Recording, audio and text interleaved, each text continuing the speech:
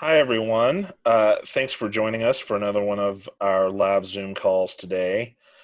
I'm sure many of you at this point are aware of the recent mask mandate that came down from Mayor Coppinger's office. We're going to be covering that along with other sort of precautions that folks can and should be taking as we reopen the economy.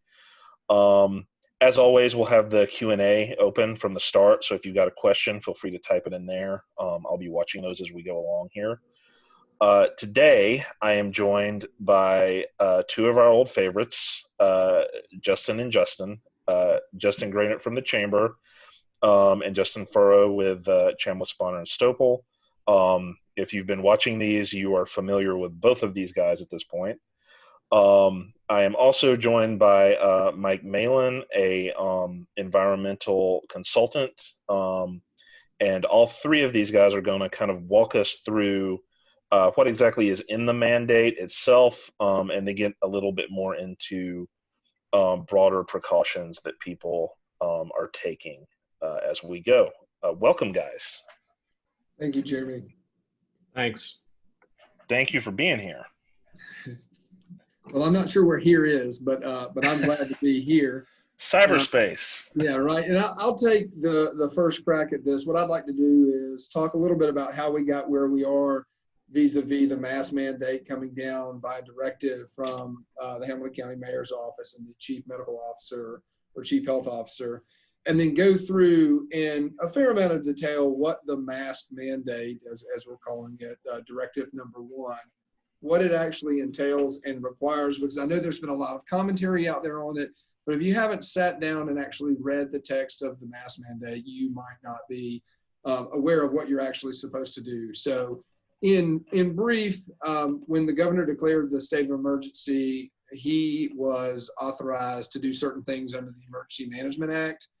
For 6 counties of the 95 in the state of Tennessee, he deferred to the local health departments, our county being one of them. And so we had a fair amount of power vested in our county mayor and our local health department to determine things that are that they believe are best for our local citizens.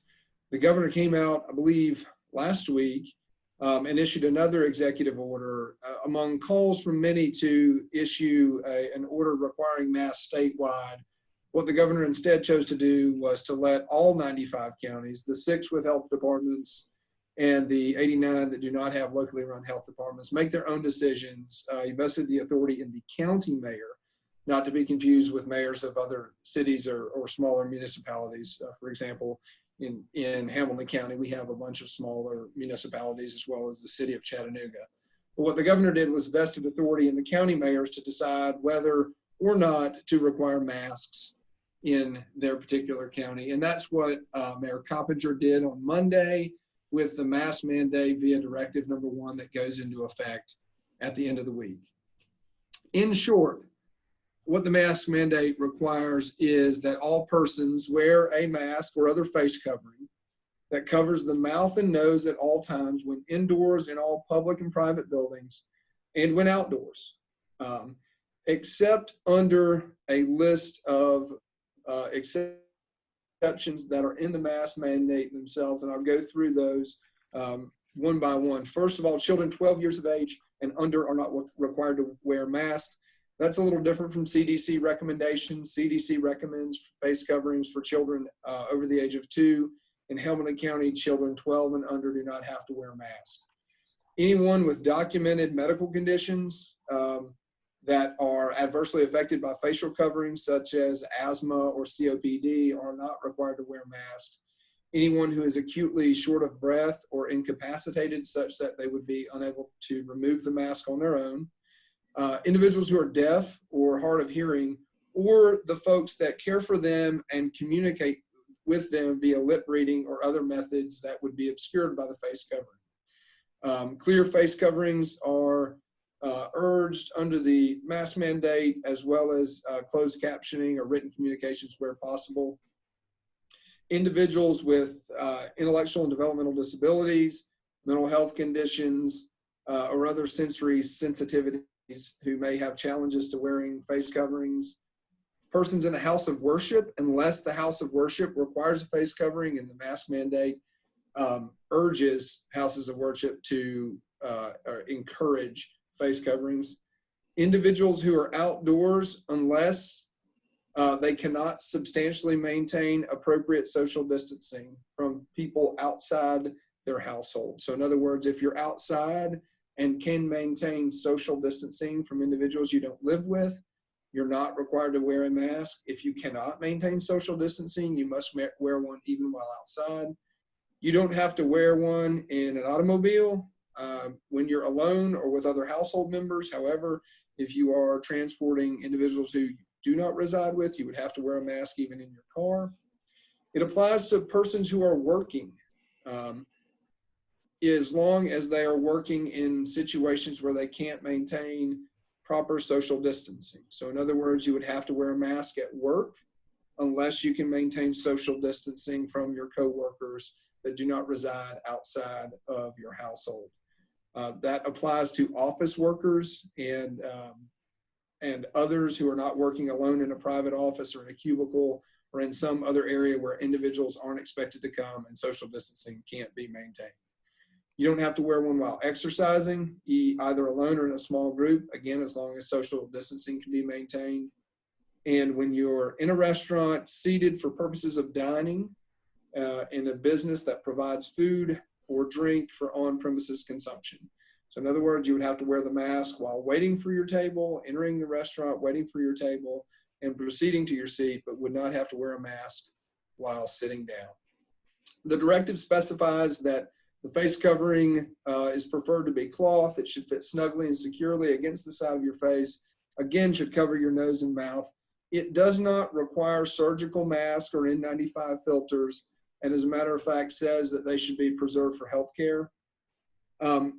In terms of enforcement, it maintains that businesses shall not allow anyone who's required to wear a mask onto their premises unless they are wearing a facial covering. And if an individual is present on premises asking to shop, to be served food or drink, and they're not wearing a mask as they should be under the directive, the business shall require them to leave and to exit. Businesses that don't do that, so in other words, businesses that do not enforce the face covering requirement are subject to civil citations and criminal sanctions. And we'll probably discuss in a little bit what that means. Under the directive, it is a Class C misdemeanor that's punishable by a fine and up to 30 days imprisonment. I believe the sheriff has come out recently and said that the focus will not necessarily be on fines and imprisonment, but will be on compliance. We can talk about what that means. All businesses are required to post signage, and the Hamilton County Department of Health has come out with an appropriate sign that you should post. Weddings and funerals held on private property are exempt, so no face coverings there, but they are again encouraged, and social distancing should be maintained. And same for voting places. And finally, this directive does not apply to facilities and properties belonging to or under the jurisdiction of the Hamilton County Department of Education.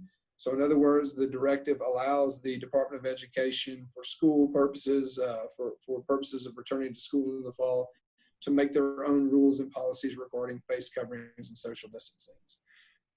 So that is the mask mandate, directive number 1 in a nutshell. Essentially, it requires mask at all times unless an exception applies. Did I miss anything, or does anyone have anything to add? I think you're muted, Mike. So hi, it's Mike Mallen, and I approach this as a career environmental health and safety attorney. And the only thing I'd add, Justin, is the bookends of this are, this Friday until the current directive ends, which is concurrent, I think, with the governor's order of September 8th. So this is right now is a short period of time. It's a short window. And there are more exceptions than there are rules.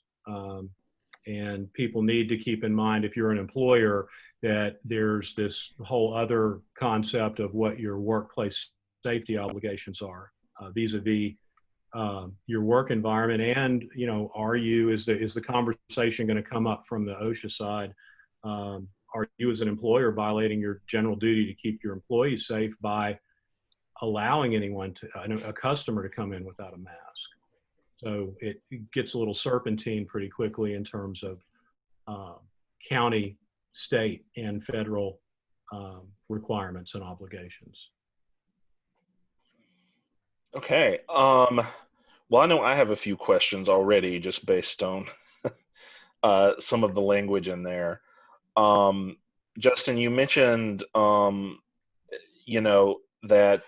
that businesses could be liable if they do not adhere to the mandate. That's right. Do not enforce it. So I guess that leaves a question then about sort of the fuzzy area where it stops becoming the individual who's responsible and it becomes the business who's responsible. Is there any sort of clear direction as to where that is? Yeah, no clear direction, I would say. But on the flip side, I would say it's really both bear some responsibility. So the individual who's required to wear a mask and is acting in violation of directive number 1 would be as equally liable as the business that's refusing or choosing to refuse to not enforce the mask mandate. It creates some interesting issues with respect to enforcement. We've seen videos online about people who are showing up and refusing to wear a mask, and it really can pit a business against its customers and really trying to enforce that mask mandate and having to eject people from the premises if they're not doing it. And on the flip side of that, it puts businesses potentially at odds with their employees if in fact they're not doing what they're supposed to do vis-a-vis the mask mandate, and you have employees that are feeling unsafe, feeling like the employer's not taking the appropriate precautions, and kind of couple all that. And I know this is not really the topic of the call, but with the fact that we don't have any liability protections yet, the legislature has not yet passed a liability protection bill. So it really creates a whole host of issues with businesses who are trying to comply with the law and also make sure others are complying with the law as well. I do want to come back to that, but first we did get our first question here for Mike. Who is your co-anchor? Who is my co-anchor? My 7-year-old granddaughter, Elise, who is my executive assistant. Okay. Thank you for clearing that up. Thank you. For Justin Grainer, actually, I do want to go back briefly. I know the Chamber's position has been that we want to push for some sort of protection against frivolous lawsuits. Yeah. Can you speak a little bit about the thinking behind that and if there's been any progress? Sure. So obviously with sort of the pandemic breaking up the legislative session the way that it did, we were there until March 12th. Then the Capitol shut down, allowed legislators and staff in the building, but limited access to lobbyists and the rest. They basically sort of short-circuited session a little bit, passed a sort of bare bones budget to constitutionally do what they had to do in case this pandemic went, longer than was expected. June 1, the legislature went back to Nashville to pick up sort of where they left off. And obviously, the liability reform issue was one of the major issues that was sort of picked up in that sort of sprint they had starting in June. They went for about three and a half weeks. And the Tennessee, I'm blanking on the name of it now, but the Tennessee Protection and Safe Harbors Act really set out to protect businesses from frivolous lawsuits, sort of changing some of the standards that plaintiffs would need to use in order to bring a lawsuit. So basically trying to short circuit them on the front end for businesses that were complying as best they could with documented government standards. So the CDC, state regulations, the Tennessee Pledge, some of those things.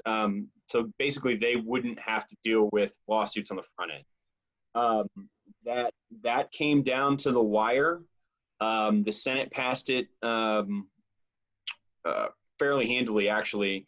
The House actually took it up. They passed a version, and really the differences between the two bills essentially came down to the Senate wanted to put a retroactive clause in the bill that would protect businesses from early March on.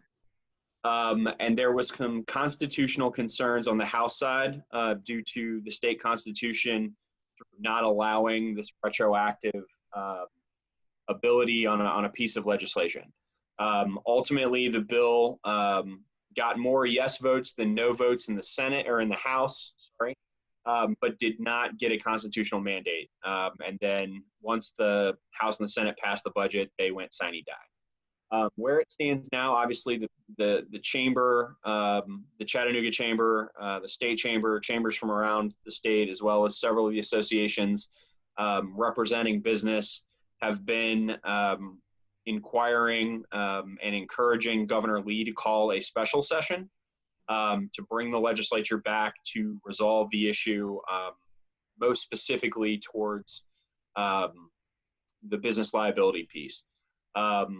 Governor Lee is open to the idea. I think he would like there to be some sort of compromise between the House and the Senate and some sort of an agreement before he calls a special session, therefore limiting, obviously, the amount of money that it costs the state to run a special session. And I know that the House and the Senate have continued to have certain conversations. I don't know where that stands now. But again, we certainly support the governor calling one, and we would certainly hope that the House and the Senate can get together on something, because this is going to be really critical. And having businesses and consumer confidence as we're coming out of this or dealing with the reality that is COVID-19 until we can get a vaccine, these kinds of sort of things are going to be really important going forward. You're on mute, Jeremy. It's going to happen to all of us eventually. So I think you highlighted a critical point there, Justin, that even once those protections pass, they're covering people who are following, broader CDC guidelines and things like that, which actually go further than what's in the mask mandate, correct? Yes, I mean, this would be all of the things in the Tennessee Pledge, limiting the number of people in your establishment, establishing social distancing, within your business, all of those things that we've all heard, hand sanitizer stations, everything, that's sort of out there, this would cover. I think one of the key things that the coalition that was working on the bill in favor of the bill was, one of the big talking points was they were not out to protect the bad actors. So the ones that were blatantly ignoring things like the Tennessee Pledge or not doing the things that were set out by the CDC and state would not be held to the same standard that this sort of enhanced level of scrutiny that was being proposed. So this was not sort of an umbrella to shield bad actors at all. And I think that's one of the big differences in between some of the ideas that were being talked about at the state legislature level. Yeah, and to interject a little bit and be clear, it wouldn't just be compliance with CDC guidance. It would be substantial compliance with any applicable public health guidance. And so that might be presidential guidance, CDC guidance, HHS guidance, Tennessee gubernatorial guidance, Cumberland County mayor guidance. It could be any of those. Okay. So let's talk for a minute about what actually constitutes a mask. I think we touched on this a little bit up top, but they are explicitly asking for people to use cloth masks unless you're a healthcare professional, right? That's right. Cloth masks are preferred, should include multiple layers of fabric. So not just one layer, but multiple layers of fabric. And also not should, but shall fit snugly and securely against the side of the face, and cover the nose and mouth at all times. So I know we've all, if you've been out, seen individuals wearing masks that they may have tucked under their chin or put over their mouth and not their nose. And this directive specifies that the mask or face covering, as it calls it, shall cover the nose and mouth at all times. So if you're walking around with it just hanging underneath your chin, you could technically be cited. I suppose you could, but it really depends on the circumstance. If you're walking around outside and you are by yourself and you can substantially maintain social distancing from everyone else, if I'm walking down the river walk and I'm not within 6 feet of anybody else, conceivably I could be just fine taking my mask off. The directive does specify in situations where an exception applies and says you don't have to wear the mask if. It also says, but a facial covering should be kept accessible in the event others are in the area. So if I'm alone on the river walk and walking in a desolate stretch, I can take my mask down or take it off. But when others approach, to the extent I can't maintain social distancing, I should have my mask available to put back on. Then that, Justin, to that point, I mean, I think it's overkill to expect enforcement of this or anything punitive, but you really have to sort of be carrying, whether you are wearing it or not, in case you need it. And speaking of enforcement, you guys said that, the focus here is on compliance, not enforcement. I'd like to talk a little bit more about what specifically that phrase means. But also, I don't think we've said exactly what the penalties are. Yeah, so in terms of penalty, it's a Class C misdemeanor, and just kind of taking you through the scale of misdemeanors, they range from A to E, Class A being the worst, which would subject you to a fine and up to 11 months and 29 days in jail. Class E being the least, I think, and Class C, of course, is right in the middle. I believe it says, I'm not sure if it's in the directive itself, I'm searching to find it. But if it's not in the directive, there are fines, and also I think a Class C can, in some circumstances, result in the imposition of 30 days imprisonment.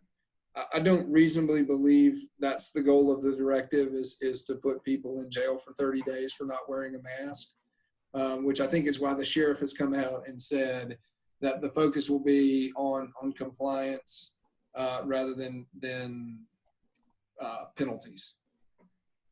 Justin, you have anything to add on that? No, I think that's pretty much the case. I think it would be a pretty egregious. You'd have to do some pretty egregious stuff, I think, to get a ticket at this point. But it's there in those instances where it might be necessary or warranted. I think repeat offending is where, if there were any chance of anything punitive happening, you'd have to be a recidivist. You'd have to be a repeat offender to get anyone's attention the way that the sheriff's office is talking right now. Sure. So if I am a business owner, does this mean I am required to have masks to offer people, or do I just expect them to come with masks at this point? That is a great question. Nothing in this directive requires business owners to provide masks, whether they be for patrons or for employees. That said, it's probably not a bad idea for businesses to have at least some supply of masks available, if possible, so that if somebody forgets theirs or shows up, maybe they're from out of town and they're unaware of the mask mandate, that way they can have a mask and not be kicked out. But nothing requires a business to provide masks to anyone. Yeah, this is it's become now, with this order, it's a cost of customer acquisition. If you want to compliantly have a customer in your store and they don't have a mask, then you're going to have to supply one for, you're technically not going to have that customer. Okay. And you did say that this includes both private and public property. Obviously, I think, well, not obviously, that's why I'm asking the question, just to clarify. This doesn't include people's homes, but it does include their workplace potentially if you can't social distance, right? And on the homes, just to back up on the homes part, common areas, if you've got multifamily dwellings, the common areas I think are That's subject. right. Hallways, elevators, and common areas of apartments, condominiums, and other high-density residential dwellings are. But private resident, if you're in your apartment, if you're in your condo, if you're in your backyard or in your home, no. Let me go see Bobby.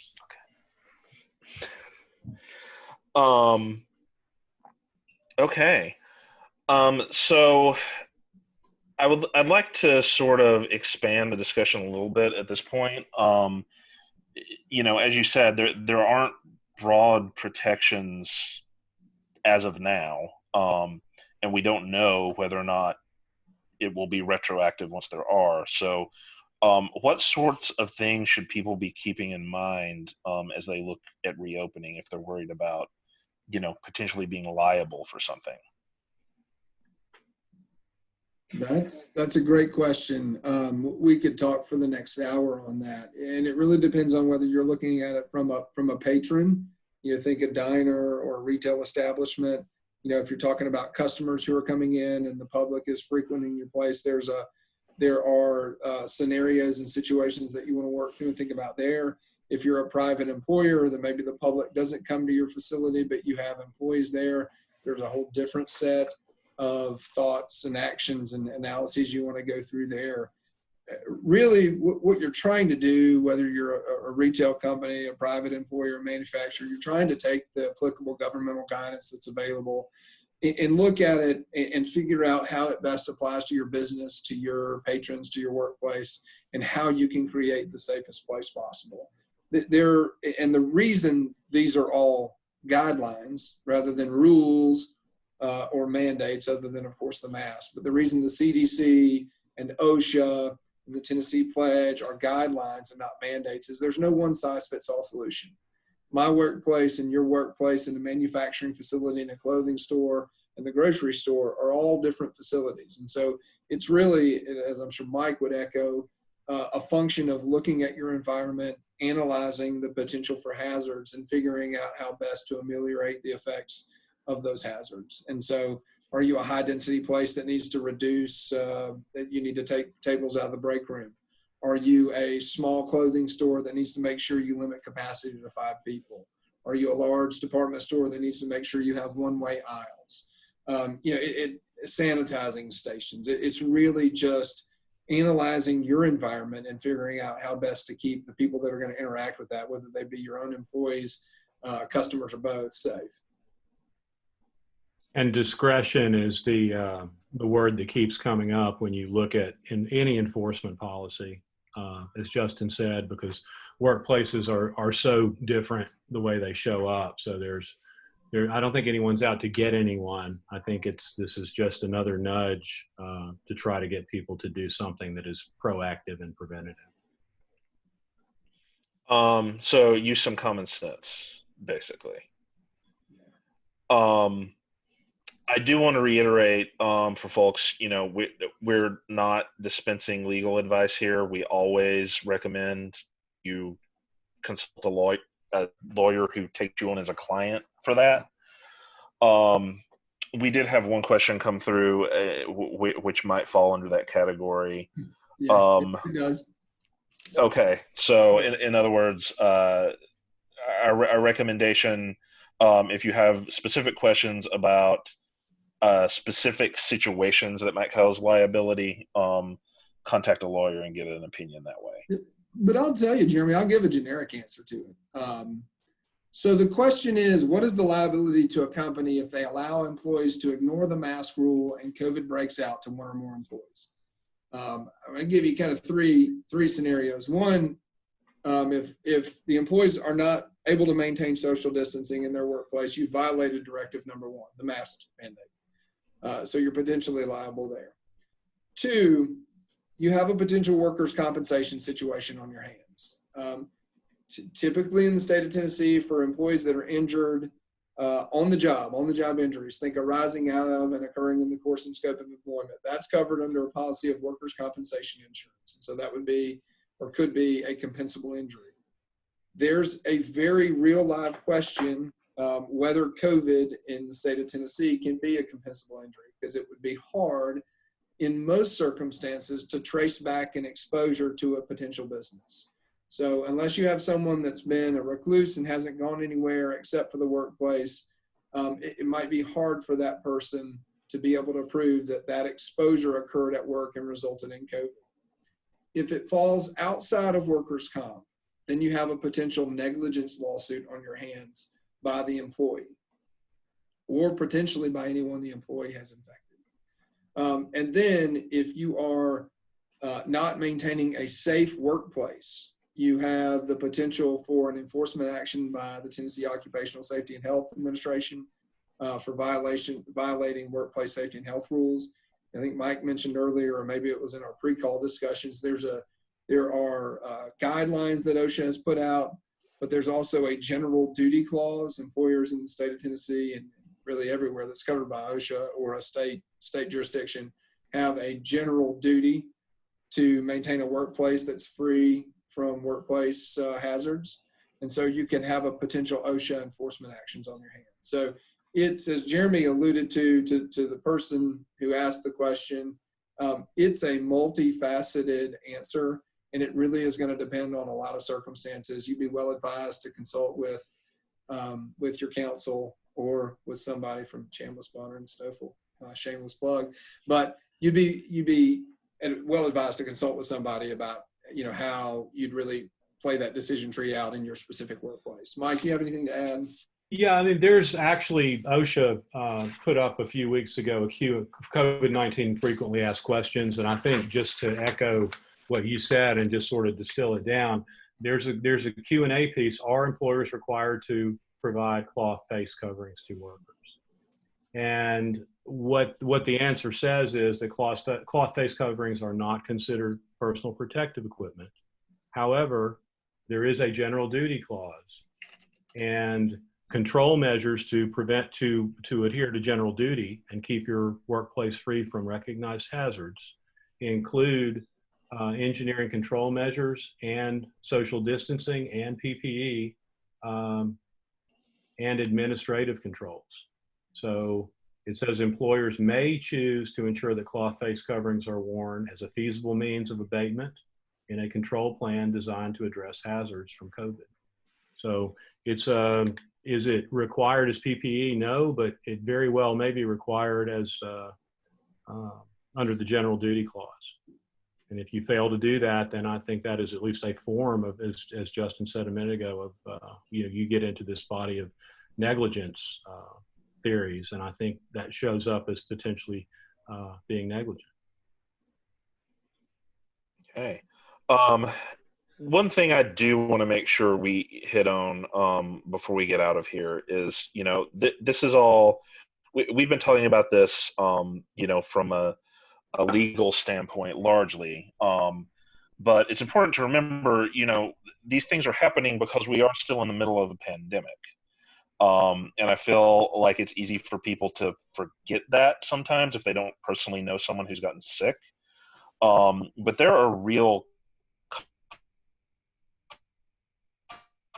costs side of legal liability, correct? Well, there's certainly reputational damage, and you see establishments having to open and then close, and then financial consequences, and then there's the reputational issues, and that can cut either way, because I guess you could try to be compliant with these mandates and make customers mad, but I think probably it cuts the other way. I think customers probably appreciate a safe environment in which to patronize. and we had a conversation with Dr. Raphael Bostic, who is the president of the Atlanta Fed. And one of the underpinnings that he noted of the economy is this concept of consumer confidence. Those that are requiring masks seem to be getting, sort of more consumer confidence than those that don't.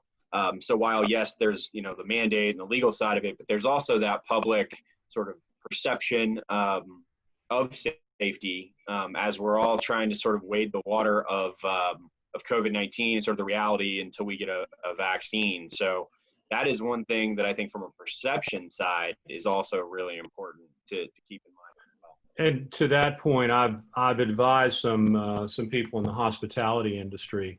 And what I told them early on was, at this point, you're not just selling hospitality services or amenities, you're selling confidence. And I think that's going to go a long way. And I think that's the new paradigm, is that's just going to be one of the spokes of the wheel of having a successful business. Is you're going to have to identify and supply that intangible of confidence. Great point. Okay, gentlemen, anything else you want to touch on before we wrap things up? Okay. If folks have legal questions and they want to get in touch with a lawyer, where would they get in touch with you, Justin Furrow? So you can find me on the web at www.chamblisslaw.com. My direct dial is 757-0221, cell 320-2709. Be happy to talk with anybody and help you through any of these issues. Awesome. And if people are in need of an environmental consultant, how would they get in touch with you, Mike? Yeah, I mean, I'm a health, safety, environmental attorney, but I am more on the consultative side. My cell phone is 423-400-7733. And if I don't answer, it's because I'm at Justin's house trimming shrubs or something. Okay. And hopefully at this point, I think everyone knows where to find me and Justin Grainer.